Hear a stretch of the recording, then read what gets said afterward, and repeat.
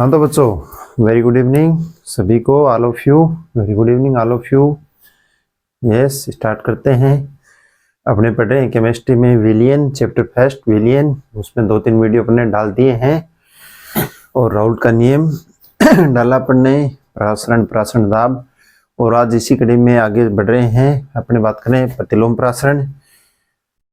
और मेरा ये आपसे निवेदन रहेगा, विनती रहेगी, आग्रह रहेगा, यदि आपको वीडियो पसंद आए तो आप कृपया चैनल को सब्सक्राइब जरूर करें और लिंक को अन्य बच्चों के पास शेयर भी करें। आप कमेंट करने में कोताही करते हो, शेयर करने में कोताही करते हो, कई और सब्सक्राइब करने में कोताही करते हो, तो थोड़ा ये ठीक तो है नहीं। अभी बात करते हैं अपने प्रतिलोम प्रासरण की। प्रतिलोम प्रासरण, प्रतिलोम प्रासरण। और प्रतिलोम प्रासरण क्या होता है? मान लो जैसे इसमें अपने शुद्ध जल लिया, क्या लिया? शुद्ध जल।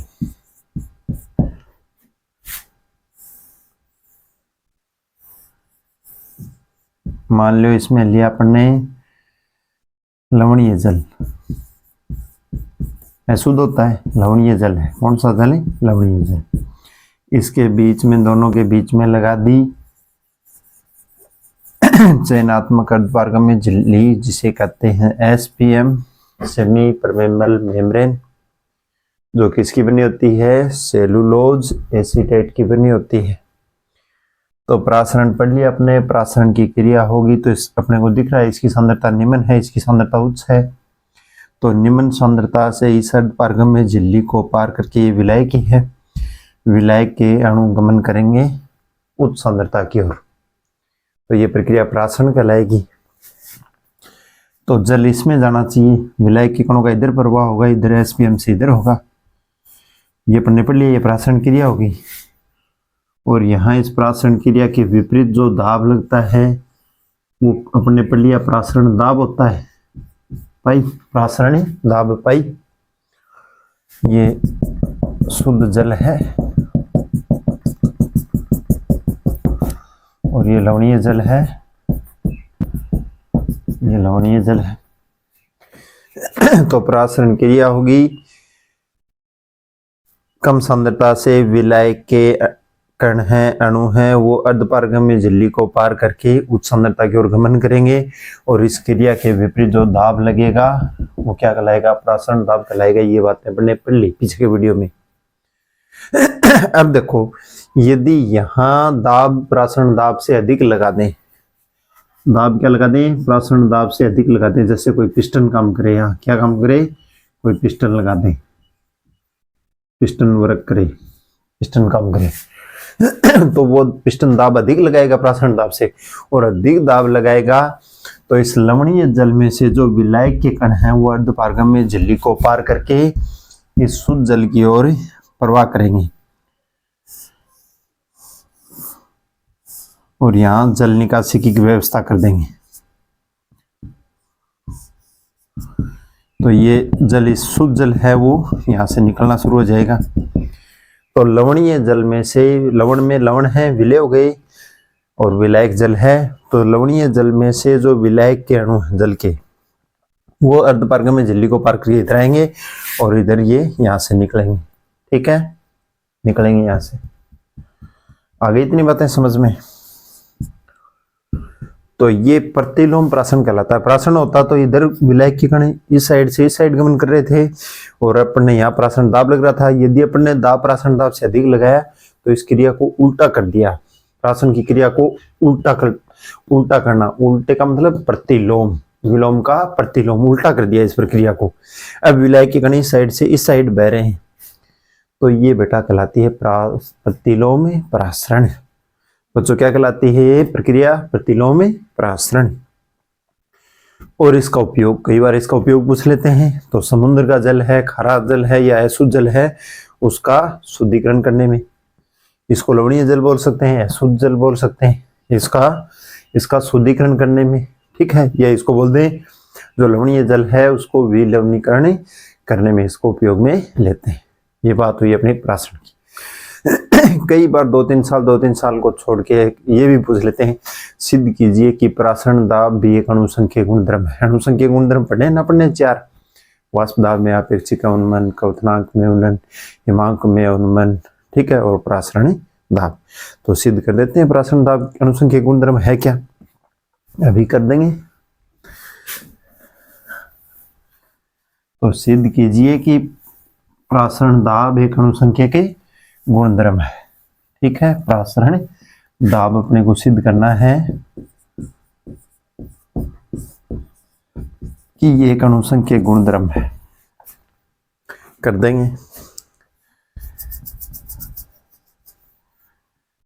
पाई समानुपाती होता है, पाई समानुपाती होता है CRT के,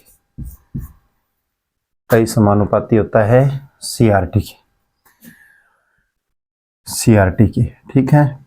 यह पाई बराबर, ये समानुपाती स्थिरांक की है C, पाई बराबर CRT, और C अपने जानते हैं क्या होता है, C विलयन की सांद्रता होती है, क्या होती है, C कंसंट्रेशन होती है, सांद्रता पढ़ी है ना अपने। और विलयन है तो विलयन की सांद्रता क्या होगी, विलेय के मोल बटे विलयन का आयतन किसमें, लीटर में। मोलरता पढ़ी है ना अपने, वही तो सांद्रता विलयन की। तो विलेय के मोल बटे विलयन का आयतन किसमें, लीटर में। ये यहाँ अपने रख देते हैं, तो क्या हो गया, NBRT बटे V, NBRT बटे V।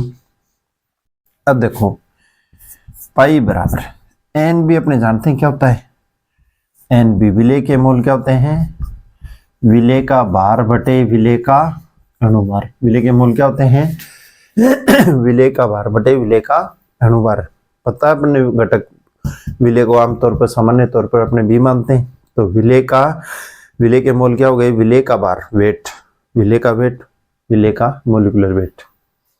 तो ये मान यहाँ पुटअप कर देंगे NB की जगह, तो WB बटे MB इंटू RT/V, ठीक है।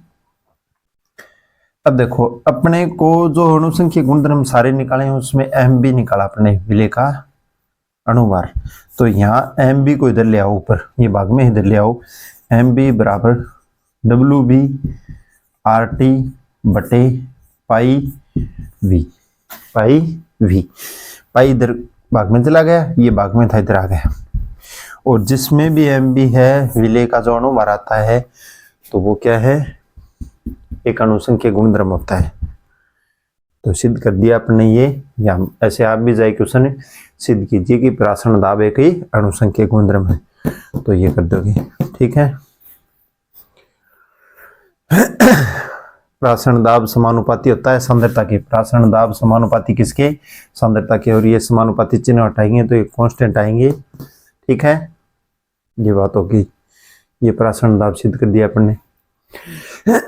अब इस पार्ट से कुछ और महत्वपूर्ण टॉपिक्स की चर्चा करते हैं जो कई बार पूछ लिए जाते हैं, छोटी छोटी बातें। हेनरी का नियम वैसे पिछली बार आ गया, 1 ही मिनट की चर्चा करेंगे। हेनरी नियम, और हेनरी नियम क्या होता है, स्थिर ताप के ऊपर किसी द्रव्य में गैस की घुली मात्रा, द्रव्य में गैस की घुली मात्रा उस गैस द्वारा लगाए गए दाब के समानुपाती होती है। उस गैस पर लगाए गए दाब की क्या होती है, समानुपाती होती है। तो P समानुपाती M होता है हेनरी का नियम। स्थिर ताप पर किसी द्रव्य में गैस की घुली मात्रा उस गैस पर लगाए गए दाब के समानुपाती होती है। और ये समानुपाती के चिन्ह को हटाएं तो KH आता है, KH इंटू M, ये हेनरी का नियम है। और यदि ये घुली मात्रा है, इसको अपने गैस के घुले मोलन्स मान लें डाल्टन के आंशिक दाब के नियमानुसार, तो M की जगह क्या रख देंगे, P समानुपाती X हो जाएगा। X मोलन्स होते हैं, X से मोलन्स होते हैं, ठीक है। P समानुपाती X, और ये हो गया, ठीक है। अब पूछते हैं क्या है, हेनरी का नियम पिछली बार आ गया, इसकी ज्यादा चर्चा नहीं कर रहे अपने। पूछेंगे एक तो एनोक्सिया होता है और एक बैंड्स। तो हेनरी नियम के उपयोग में 2 बातें आती हैं, एक बैंड्स, बैंड्स। बैंड्स क्या होते हैं? एंटीनियम का उपयोग में बैंड्स। बैंड्स और बैंड्स क्या होता है? जैसे गोताखोर होते हैं ना, जो समुद्र में गोता लगाते हैं, वो जो हमें पानी में जो गहराई में जाएंगे तो गहराई में दाब बढ़ता है, और दाब बढ़ेगा तो गैस की घुली मात्रा, अपने शरीर में जो गैस की मात्रा घुलेगी वो ऊतकों में अधिक प्रवेश करेगी। गैस है ना, वायुमंडल में ऑक्सीजन है, नाइट्रोजन है, वो अधिक प्रवेश करेंगी। और जो ही वो सतह पे वापस आएंगे, गोताखोर सतह पे वापस आएंगे, तो जो वो दाब के कारण जो गैस घुली थी ऊतकों में, रुधिर में, वो वापस निकलेगी। और वापस निकलेगी तो वो N2 जब वापस निकलेगी उसके बुलबुले बनते हैं, और एक तीव्र दर्द होता है, केशिकाओं में अवरोध उत्पन्न होता है। केशिकाओं में, कोशिका नहीं बोल रहा हूं मैं, कैपिलरीज बोल रहा हूँ, केशिकाओं में, ठीक है ना। तो केशिकाओं में एक अवरोध उत्पन्न होता है, और कभी कभी वो अवरोध जानलेवा तक होता है। तो चिकित्सकीय भाषा में इस अवस्था को बैंड्स बोलते हैं। क्या बोलते हैं? बैंड्स।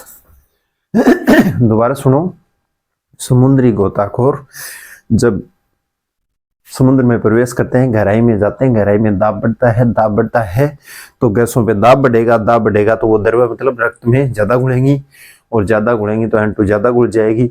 जो वापस आएंगे सतह पे तो गुली बाहर निकलेगी, गैस दाब कम होगा तो गुली गैस है वो बाहर निकलेगी, और बाहर निकलेगी तो उसमें जो N2 गुली है, N2 सबसे ज्यादा ना वायुमंडल में, जो N2 गुली है उसके बुलबुले बनते हैं और वो केशिकाओं में बुलबुले बनते हैं और एक तीव्र अवरोध उत्पन्न करते हैं।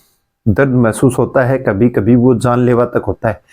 चिकित्सा की भाषा में इस चिकित्सकीय अवस्था को क्या बोलते हैं? बैंड्स बोलते हैं। ये तो बात हो गई बैंड्स की। इस बैंड से बचने के लिए क्या करते हैं, कई बार ये भी क्वेश्चन पूछ लेते हैं, तो समुद्री गोताखोर अपने साथ हीलियम के सिलेंडर लेके जाते हैं। ध्यान से सुनोगे, हीलियम सबसे हल्की गैस होती है, तो हीलियम के सिलेंडर लेके जाते हैं।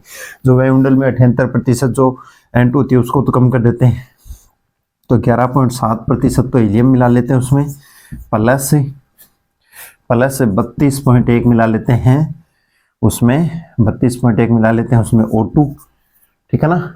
O2 21 होती है, उसको बढ़ा के कितनी कर दी?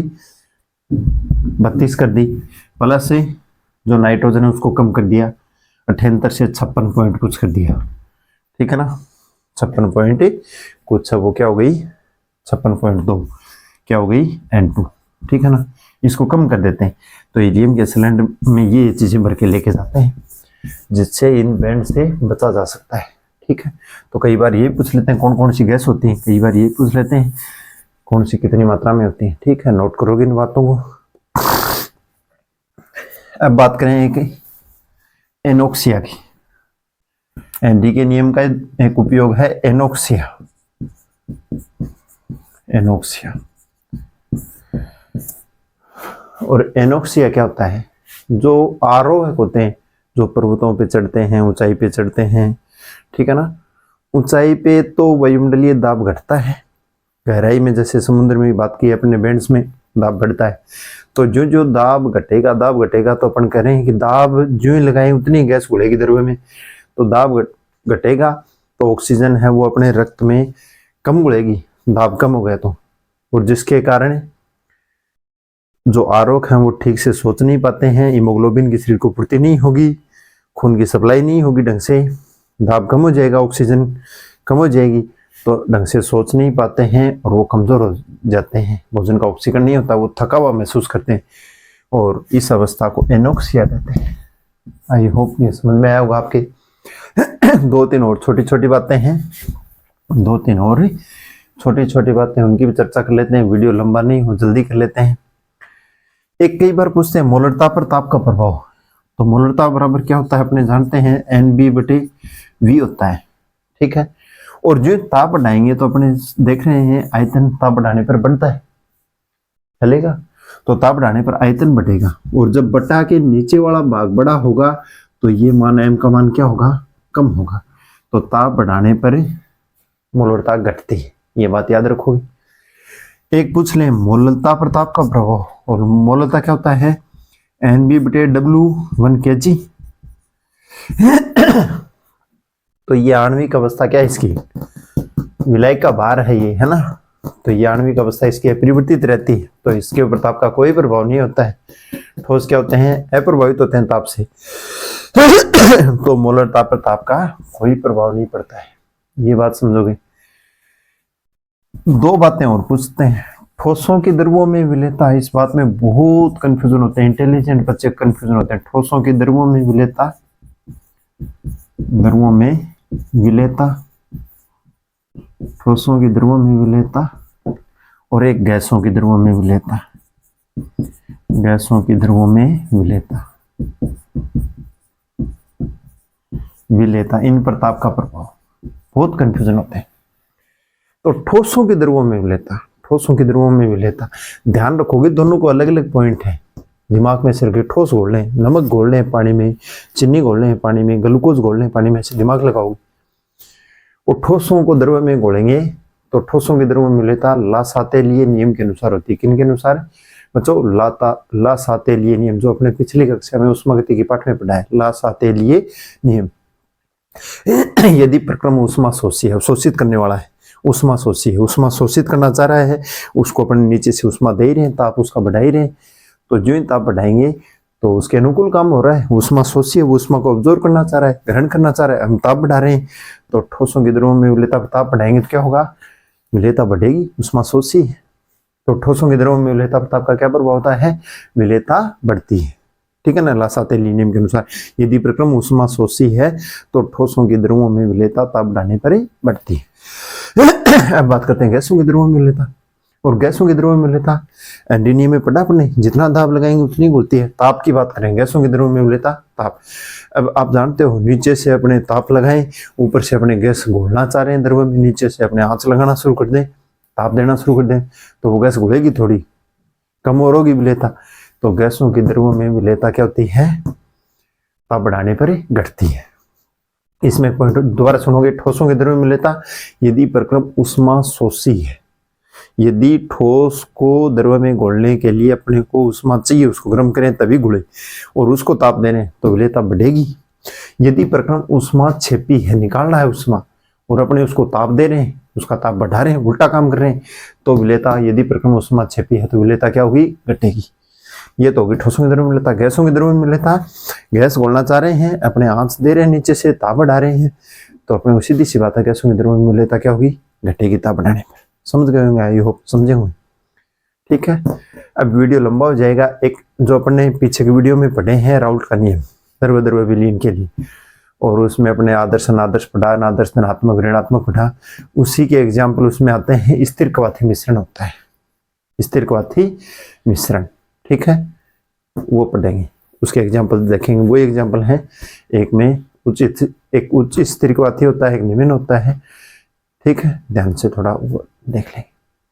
आई होप, उम्मीद करता हूँ मैं काफ़ी अच्छे प्रयास करने की कोशिश कर रहा हूँ, और दिनों दिन इसमें क्या होगी, क्वालिटी में और सुधार होता जाएगा। मैं आपसे एक उम्मीद करता हूँ कि सब्सक्राइब जरूर करेंगे, लाइक भी करेंगे, कमेंट भी करेंगे, और अन्य बच्चों के पास शेयर भी करेंगे। आई होप करेंगे ये सब। धन्यवाद सभी को।